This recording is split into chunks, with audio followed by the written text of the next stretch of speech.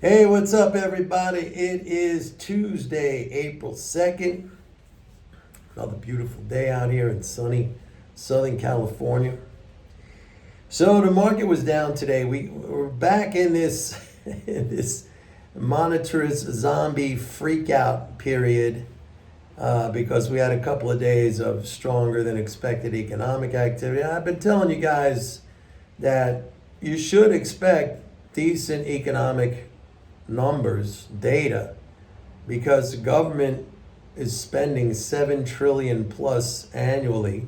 As a matter of fact, Biden just signed a couple of weeks ago, they signed the 2025 budget. It's going to add another 300 billion, so we're going to be at 7.3 trillion. I mean, that is just a tsunami of fiscal support, and you're not going to get a recession in that kind of a situation. So you're going to get this reaction maybe from time to time on the part of these monetarist zombies who are now once again worried that there are not going to be as many rate cuts as expected this year. As far as I could see, and I went to the CME has a Fed Watch tool which shows you the probability of where monetary policy is going to be based on where Fed fund futures are trading. In other words, people making their bets in the futures market as to what policy is going to be. And I still see 3 rate cuts this year. One in June, one in November, and one in December. So the panic, I don't know if that's justified because it's not manifesting in the futures market in what it sees. And the Fed tends to follow what that forecast is in the Fed fund futures market. So I don't know what all the anxiety is. But anyway, as I've been telling you guys, we're coming into the April tax drain period. And if we're in a situation where these monetarist zombies right now are freaking out again about the about Fed's monetary policy, that's only going to exacerbate the April tax drain negative effect. Remember, April tax drain on April 15th. Last year, as I mentioned, that tax drain and its effect lasted all the way until June 1st. But last year, the Fed was still in a rate hike mode, so you had that additional factor of selling from, once again, the monetarist zombies who were all panicking. It's fun. It's redundant, and maybe you get tired of hearing it, but I have to say it again, that throughout the entire period of the rate hikes, I kept saying it's going to be bullish for the stock market. It's going to be bullish for the economy. You're going to get this increase in fiscal transfers that it's just going to go parabolic. And that's exactly what has happened this year so far. And October, November, December, January, February, halfway through the fiscal year, we've had about 360 billion of interest income transfers into the economy. That's half. So we're looking at over 700 billion by the end of the fiscal year. Okay? And it's funny because I see a lot of commentary now online where the pundits are saying that interest payments by the government are going to become the single biggest payment item on the government balance sheet. Which, okay, that's exactly what happened during the Reagan's first term, and it created the Reagan boom. I've said this, I've made videos about this in the past, even before the Fed started raising interest rates. I said that during the Reagan's first term, because of what Volcker did with rates, interest income payments were the largest single spending item. It exceeded defense at that time, which Reagan was a big defense guy. And we had the Reagan boom. So, okay, great. But the funny thing now is that it's always portrayed in the media and the commentary, it's always portrayed like it's some big financial burden for the government. It is never, ever, mentioned or described to say that this is a giant stimulus into the economy. I mean, these transfers are enormous and they flow to personal income. Now, I got to say something at this point because I see a lot of commentary on here, and I'm gonna digress a little bit. I'm gonna diverge a little bit because I see a lot of commentary, people whining and saying, "Yeah, Mike, but it only goes to a few people, and it's not the right kind of spending." Look, if you wanna whine and complain. All I'm trying to do here on this channel is to provide information.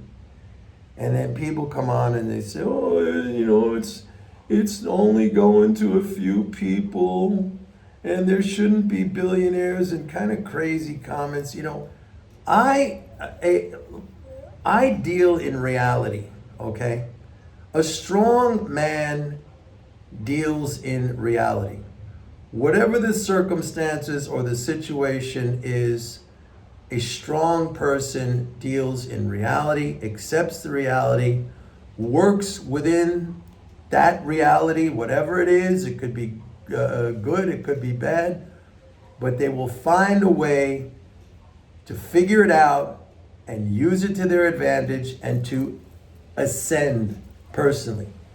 A person who plays the victim all the time and cries and whines and complains and bitches. First of all, that's a feminine characteristic. That is not the characteristic of a strong man or a strong person. That's a feminine characteristic. That kind of fear and caution and just like you're being frozen, you don't know what to do, and complaining and whining. I'm telling you, I'm giving you information here that can help you. But some of you choose to just be victims all the time. And victims will always remain victims. That's the mentality that you have embraced, and you will always remain victims. So when something is mentioned, which is all I'm doing here is giving out information, and you instantly turn that into some kind of unjust situation against you, and it's not fair, and this and that, and there shouldn't be billionaires, then you are just going to stay in that mindset forever. You will never be able to ascend. Okay? Just wanted to make that clear because it's a problem. It is a problem. And I want to point that out. And as individuals, we don't often like having our weaknesses or our foibles or our, stuff like that pointed out, okay? We don't like that. We become defensive and we react against that, as opposed to taking that information and saying, yeah, you know something? I have been acting that way, and it would be better for me, for my family, for my business, for whatever, if I change that mentality. Because, wallowing in this state of self-pity and victimhood, I don't see where you think that's going to get you anywhere. All I'm trying to do here on this channel is bring you guys information that can help you. A strong person will deal with the reality that person is handed, and they will find a way to work within that and to ascend. We're not all going to be billionaires, okay? I'm definitely not going to be a billionaire. Most of you, and I'm sure all of you, I probably don't have any billionaires watching this channel. They don't need to watch my channel. They figured it out one way or another, okay? And even if that's yesterday I talked about Ken Griffin and his Citadel hedge fund, which is basically a legal front-running operation. And if you get all twisted up on that, or I talked about Nancy Pelosi and it, I mean, if you spend your time just agonizing over that and how that's maybe unjust for you, I mean, you're going nowhere. You're just wallowing in your own self-pity. I choose not to do that.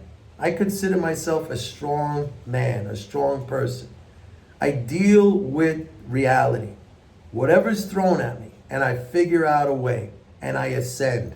And part of ascending also means constant learning, constant self-improvement.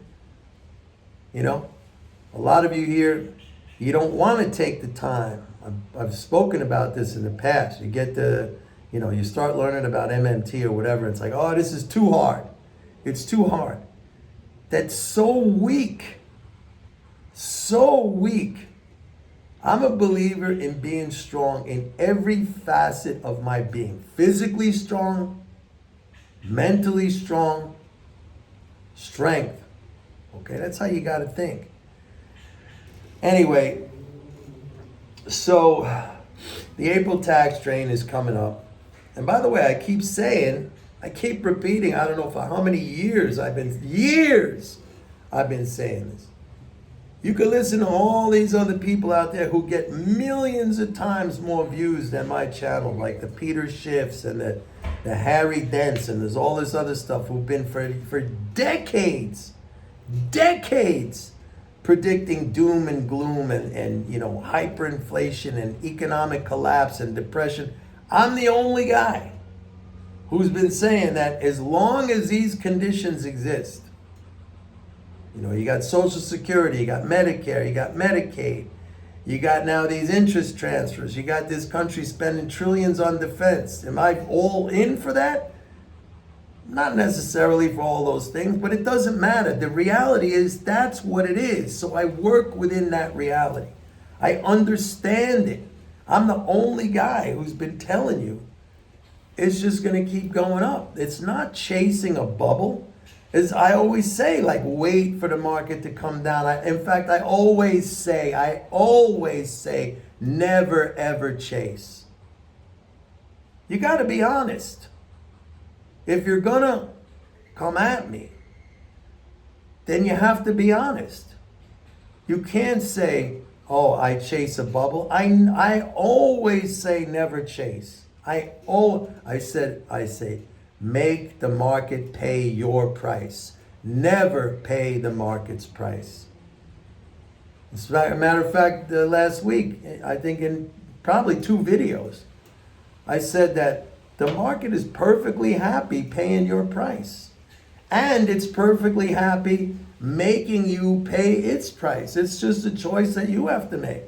And the only difference within those 2 choices is that one requires a little bit of patience and the other is simply total lack of emotional control. That's all. So when you look at the market in terms of your behavior in the market, that's like looking at a mirror. That is a reflection of you, okay? If you look in that mirror and you don't like what you see, that's because you made yourself into that, okay? If you look in the mirror and you like what you see, that's because you made yourself into that. I look in the mirror and I like what I see, okay? I wasn't always looking in the mirror liking what I saw. I taught myself how to do that. And again, I've said it in the past, if I knew how to teach that, I mean, I do try to explain it. It just takes commitment, discipline. It's not motivation. Motivation has nothing to do with it. In fact, I think motivation is totally overrated. I'm never motivated to get up at 3 o'clock in the morning and go run and then go to the gym and then go to 2 boxing sessions every day. I'm never motivated, to even write these reports.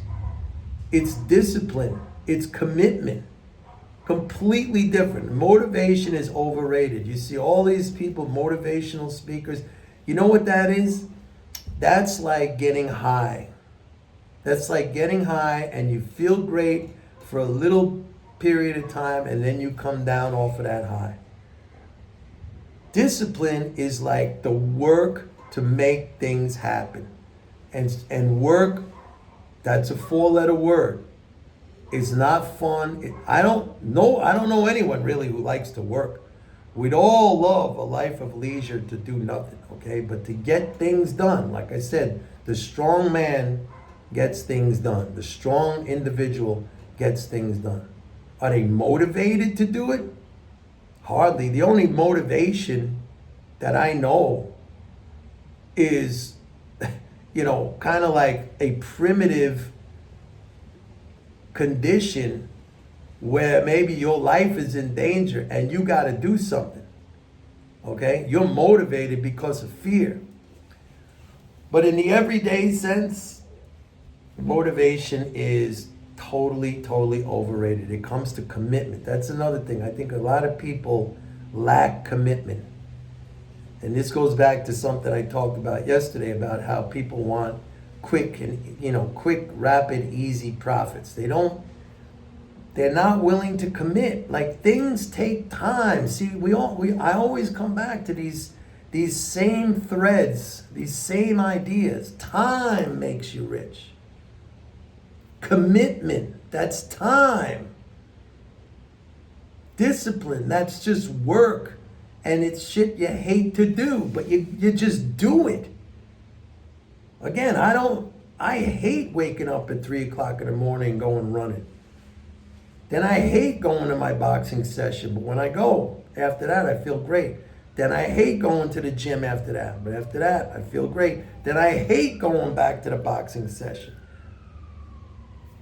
But I do it every single day. Every single day. How do I do it? I'm not motivated to do it. I freaking hate it.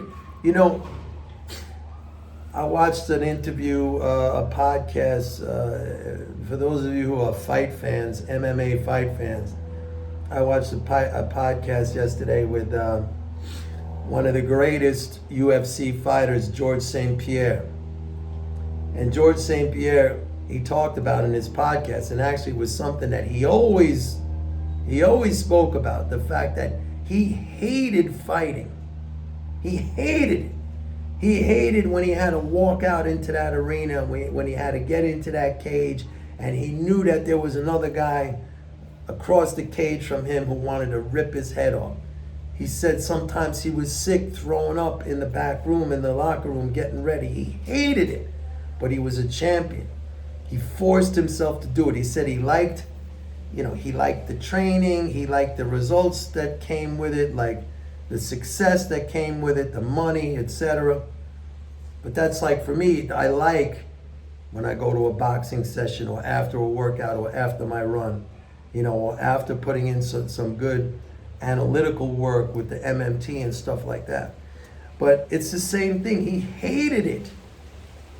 He was not motivated to do it. He hated it.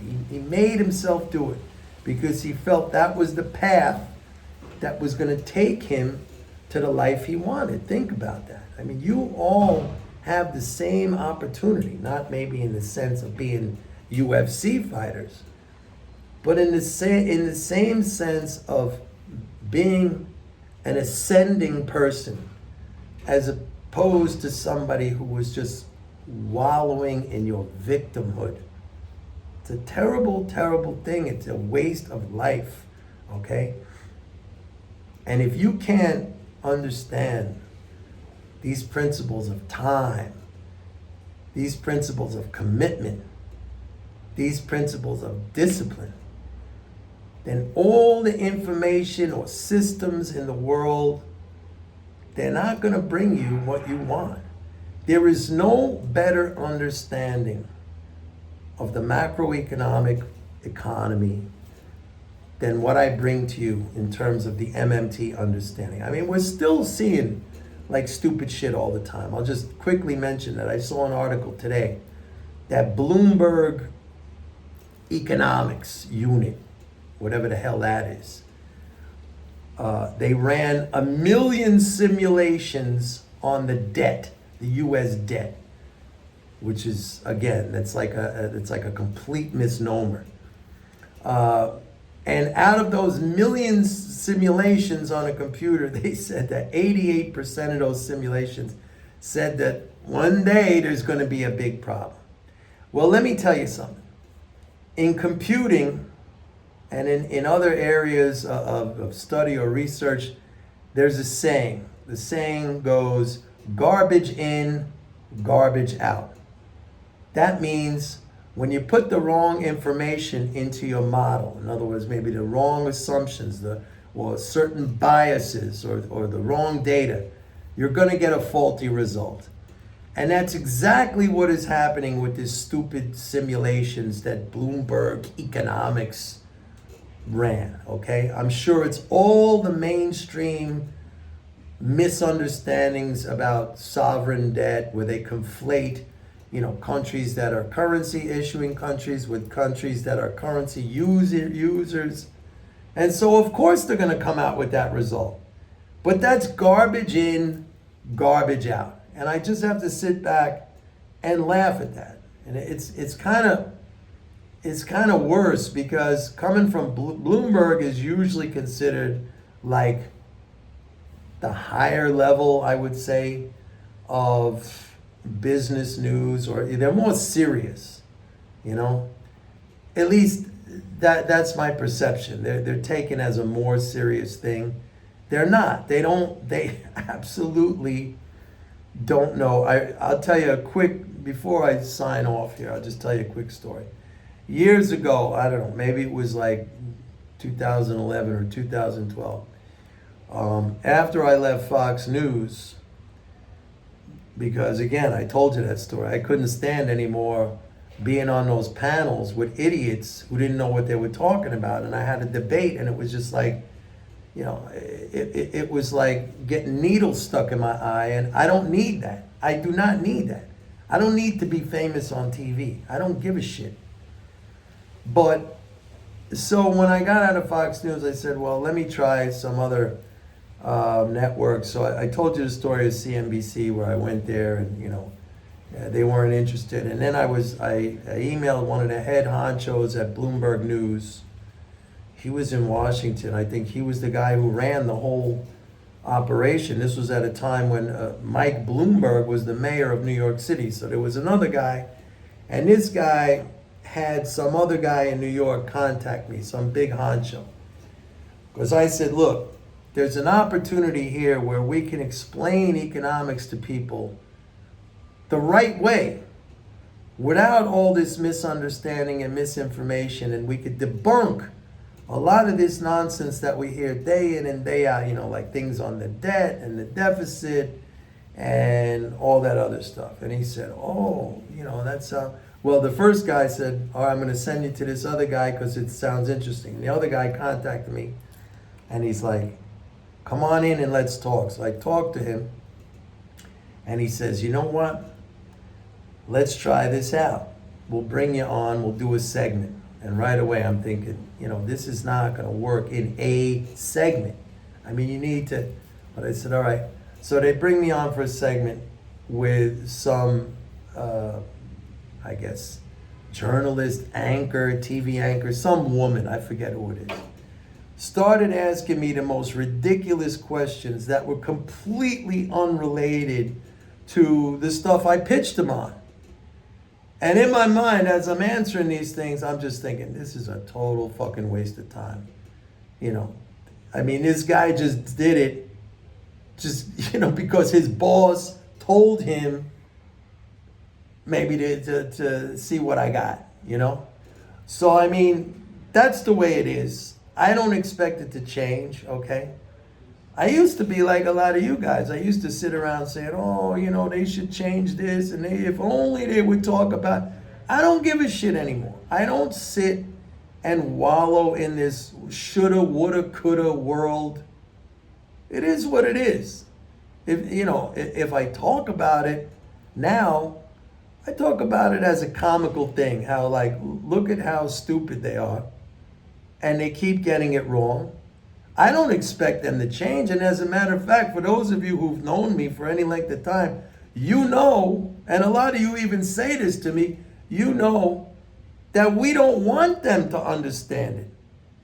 Because as soon as they understand it, then our edge goes away, right? So it's good that they're wrong all the time. It's good that they're in the dark. Better for us. Anyway, to finish it off, I'm going to repeat what I said a couple of minutes ago, is that the information and the education that I bring you in terms of MMT, that is invaluable. And again, I'm the only guy. There's MMT people out there. Stephanie Kelton, Warren Moser. I'm the only guy out there, the only person out there who teaches you how to apply it for your own benefit in the financial markets. Nobody else, they'll tell you the theory of it and blah, blah, blah. I'm the only one who takes it to an applied level, and I give it to you. Invaluable information. Have a nice day. Bye.